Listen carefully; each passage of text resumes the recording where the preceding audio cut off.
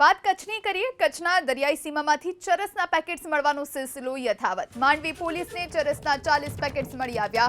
અંદાજિત 20 કરોડની કિંમતના ચરસના 40 પેકેટ્સ મળી આવ્યા। છેલ્લા એક અઠવાડિયામાં 93 પેકેટ્સ ચરસના મળી આવ્યા છે। કુલ 46.50 કરોડની કિંમતનો આ નશાનો સામાન મળી આવ્યો છે। માંડવી પોલીસે દરિયાકાંઠેથી 40 પેકેટ્સ જપ્ત કર્યા છે। આ ચરસના પેકેટ્સ ક્યાંથી આવ્યા અને ક્યાં જઈ રહ્યા હતા તેને લઈ અને હવે તપાસ હાથ ધરવામાં આવશે।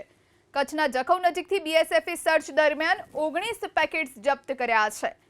46 કરોડ 50 લાખથી વધુનો આ ચરસનો જથ્થો મળી આવ્યો છે।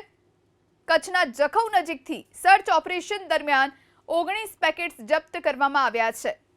તો છેલ્લા ઘણા સમયથી આ દરિયાકાંઠા વિસ્તારોમાં ચરસના પેકેટ્સ મળી આવી રહ્યા છે, જેને લઈ અને સતત તપાસ હાથ ધરવામાં આવી રહી છે। બીએસએફ સતત સર્ચ ઓપરેશન કરી રહ્યું છે।